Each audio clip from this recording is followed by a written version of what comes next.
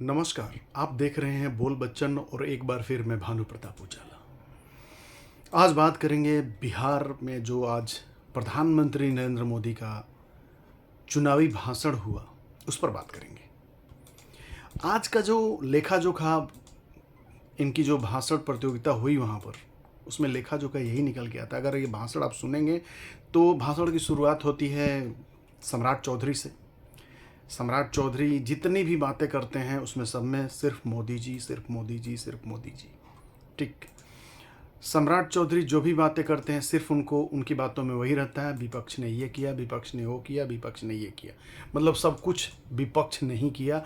14 सालों से जेडी और इनकी सरकार रही है, नीतीश कुमार मुख्यमंत्री रहे हैं, उन पर कोई आक्षेप नहीं गया। ठीक है, चलिए यहाँ तक ठीक है। उसके बाद आते हैं माननीय नीतीश कुमार। नीतीश कुमार का भी भाषण आप सुनेंगे तो जो पुराना भाषण सुने हैं आप, सेम वही मिलेगा उसमें। कह रहे इन लोग का औकात है, इन लोग को वो किए ना, हम लोग किए, वो उनके किए। और उसके बाद उनके इतने फ़नी लैंग्वेज में बात हो रही है। एक मुख्यमंत्री इतने बड़े ऊंचे स्टेज से ऐसी बातें करता है कि यहाँ लड़का भी है, यहाँ लड़की भी है, तो आपको कोई उसमें कुछ नया नहीं मिलेगा। और लास्ट में लाकर मोड़ देना कि अब ये आ गए हैं ना तो सब कर देंगे, और वो जाके बोलते रहता है, काका बोलता है, उसको बोलने दीजिए, सब हम करेंगे। अरे भाई देखिए, 14 साल हो गया आपको, 14 साल बिहार के लोगों ने आप पर विश्वास किया। उसके बाद आप अभी तक वही रोना रो रहे हैं। जिस तरह से सेंटर में प्रधानमंत्री नरेंद्र मोदी और उनके कार्यकर्ता अभी तक रोते रहते हैं कि ये नेहरू की गलती है, ये कांग्रेस की गलती है, जबकि 11 सालों से सत्ता में आप हैं। सेम वही चीज़ अब आइए बारी आती है प्रधानमंत्री नरेंद्र मोदी की। नरेंद्र मोदी भी वही चीज़ लेके बैठ गए कि कांग्रेस ने और आरजेडी ने मिलकर बिहार को बहुत अंदर तक धकेल दिया है, और बिहार को अगर विकसित राज्य बनाना है और भारत के विकासशील राज्य बनने में बिहार का अगर योगदान देना है तो आपको डबल इंजन की सरकार यानी कि बीजेपी और जेडीयू के गठबंधन की सरकार फिर से लानी पड़ेगी। तो सोचना यही है। लेकिन देखिए, यहाँ जो भी चुनावी रणनीतिकार हैं बीजेपी के, वो यहाँ गच्चा खा रहे हैं। देखिए, बिहार यूपी नहीं है, बिहार बिहार है।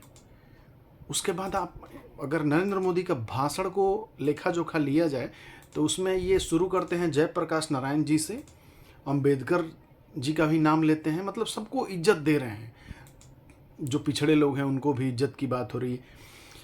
तो भैया हमारा ये कहना है कि अगर 14 साल से आप ये इज्जत दिए होते और ये आपके दिल में रहता, जैसे आप बोले भाषण में बोल रहे हैं कि सब लोग अंबेडकर को ऐसे मानते हैं, अंबेडकर को ऐसे मानते हैं, हम तो अंबेडकर बाबा को दिल में रखते हैं। अगर आप दिल में रखते अपने अंबेडकर जी की जो विचार है, तो मुझे नहीं लगता कि ऐसा होता कुछ, बिहार वहाँ रहता।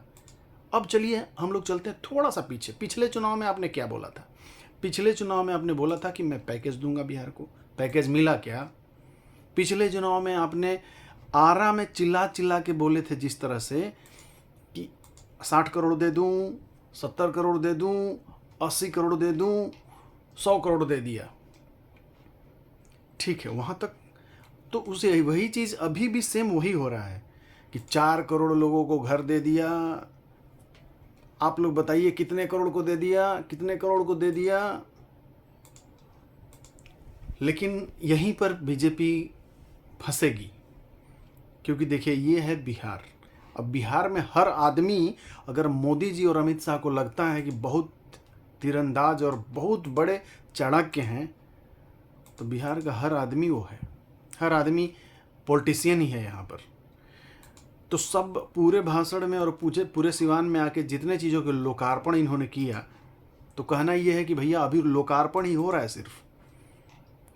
अब चलते हैं कि लोकार्पण एम्स का इन्होंने इतना किया, फिर भी आखिर बिहार के मरीज दिल्ली क्यों जा रहे हैं? फिर बिहार में इतने साधन है तो पलायन क्यों हो रहा है? 14 साल से तो आप ही हैं, क्योंकि पलायन की बात पर विपक्ष भी लेके इस बार मुद्दा लड़ रहा है चुनाव में, और ये जो सत्ता पक्ष हैं ये भी पलायन की बात कर रहे हैं। पलायन की बात आप कैसे कर सकते हैं जबकि आप 14 साल से आप यहाँ चुनाव जीत कर और सत्ता पर विराजमान आप हैं, तो ये आपका बनता है फ़र्ज़ कि पलायन क्यों हो रहे हैं लोग।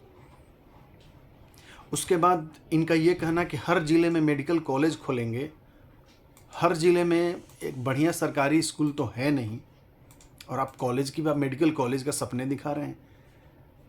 तो हमारा ये कहना है कि देखिए, जब तक नेता लोग ये झूठ और झूठ बोलने की शैली जो होती है, इतने मीठे ढंग से झूठ बोलते हैं, तो हमारी जनता जो है भ्रमित ना हो। जनता को पता है कि क्या होना है और क्या नहीं होना है। तो प्रधानमंत्री नरेंद्र मोदी सिवान में आकर बहुत सारी योजनाओं को, 10,000 करोड़ योजनाओं को उन्होंने सहमति दिया है। और देखते हैं, योजना का तो पहले भी सहमति मिला था, जब आरा में आए थे कि 80,000 करोड़ दे रहे हैं। तो ये चुनावी सिगुफा और चुनावी भाषण, सिर्फ भाषण ही है। बिहार को आगे बढ़ाने के लिए अब आपको लग रहा हो कि ये आदमी सिर्फ मोदी को कोस रहा है, मोदी के बारे में शिकायत कर रहा है। देखिए, हमारा क्या है कि हम लोग चीज़ें सही बताएंगे, आपको समझना है समझिए, नहीं समझना है आपके सामने है। अगर जिन लोगों को ऐसा लगता है तो आप बताइए कि अपने बच्चों को आप पढ़ने के लिए कहाँ भेजे हैं, 12वीं के बाद क्यों बाहर भेजे हैं बिहार से। बिहार में आप क्यों नहीं करा रहे हैं इंजीनियरिंग, मेडिकल, उसको क्यों नहीं करा रहे हैं आप। तीसरी बात, मान लीजिए अपने बच्चों को आप करियर में मेडिकल इंजीनियरिंग करा भी दे, कोर्स करा भी दे, जॉब कहाँ है, कहाँ जॉब है। दिल्ली, बम्बई, पटना कहीं भी जाइए, जॉब है तो जॉब, उस जॉब में उस पर्याप्त सैलरी नहीं मिल रहा है, ये बच्चे काम कर पाएंगे। अच्छे अच्छे हॉस्पिटल में सैलरी पैकेज कम है। तो देखिए, चीज़ सिर्फ बिहार में ही दिक्कत नहीं है, बिहार से लेके पटना, मुंबई, दिल्ली, कहीं भी जाइए, हर चीज़ इतना मैसी हो गया है कि सिर्फ बातों में अच्छा लगता है, रियलिटी धरातल पर कुछ है नहीं। तभी लोग भाग रहे हैं, तभी लोग देश छोड़ के बाहर विदेश कमाने जा रहे हैं। तो बात इस पर होनी चाहिए कि हमारी इंफ्रास्ट्रक्चर अच्छी हो, हमारा हॉस्पिटल अच्छा हो, हमारा स्कूल अच्छा बने, हमारा रोड अच्छा बने। तो ये सब चीज़ों पर ध्यान देना चाहिए और बात मुद्दे की होनी चाहिए। अब ये कौन सा बात हुआ कि 20 साल पहले क्या था। अरे 500 साल पहले हम लोग छाल पहन के घूमते थे, तो उसी का बात करें आज हम, कि हम छाल पहन के घूमते थे, तो क्या ये सब नहीं हम यूज करेंगे। हर चीज़ अपग्रेड हो रहा है। तो मोदी जी और नीतीश जी और सम्राट चौधरी, आपसे भी यही निवेदन है, ठीक है आप ही लोग का सरकार है, किसी की भी सरकार है, हमारी जनता जो है, बिहार की जनता जो ठगी हुई महसूस कर रही है, उसके लिए सॉलिड प्लान होना चाहिए। बस कहने का मतलब हमारा यही है। और ये चुनाव जो है, जो अक्टूबर नवंबर में होने वाला है, एक तरह से एक और इसमें बहुत सारा एक्सपेरिमेंट भी हो रहा है। जिस तरह से आपका ये पीके आ रहे हैं, इसमें पुष्पम प्रिया चौधरी आ रही हैं, तो बहुत सारे नेता, चिराग कहीं ना कहीं अपना पत्ता खोलने के साजिश में लगे हुए हैं कि हम मुख्यमंत्री का उम्मीदवार बन जाएं।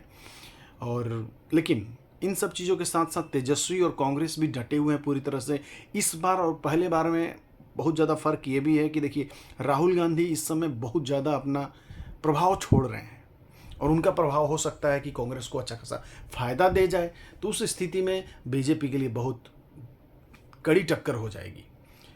और चौथी बात, बीजेपी की सरकार, बीजेपी तरस रही है, पूरे इंडिया में सरकार बना लिया उसने हर स्टेट में, लेकिन बिहार ही एक ऐसा राज्य है वहाँ बीजेपी कभी अपना मुख्यमंत्री नहीं बना पाई है, अपना सरकार खुद के बल पर नहीं बना पाई है। और उसके पीछे देखिए रीज़न क्या है, मैं बताता हूँ। इनकी अपनी सरकार नहीं बनने का रीज़न ये है कि बिहार में अभी भी बीजेपी में ऐसा कोई नेता नहीं है जिसका अपना होल्ड हो। बिहार भाजपा जो है प्रदेश, उसका अपना होल्ड नहीं है। ये सारा होल्ड अभी भी गुजरात और दिल्ली से मेंटेन हो रहा है। कुछ भी बात होता है, दिल्ली भागना पड़ता है सम्राट चौधरी को और उनके जो गठबंधन के दल हैं, चाहे चिराग पासवान हो या नीतीश कुमार हो। तो इस तरह से नहीं चलेगा ना।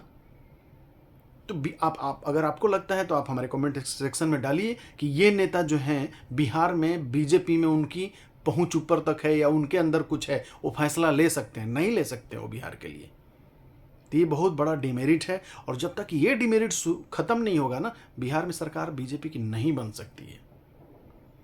तो आज का चुनावी भाषण प्रधानमंत्री नरेंद्र मोदी का यही था, निचोड़ यही था। बाकी अभी चुनाव आने में बहुत टाइम है, बहुत सारा चीज़ होगा, देखेंगे, बातें करेंगे।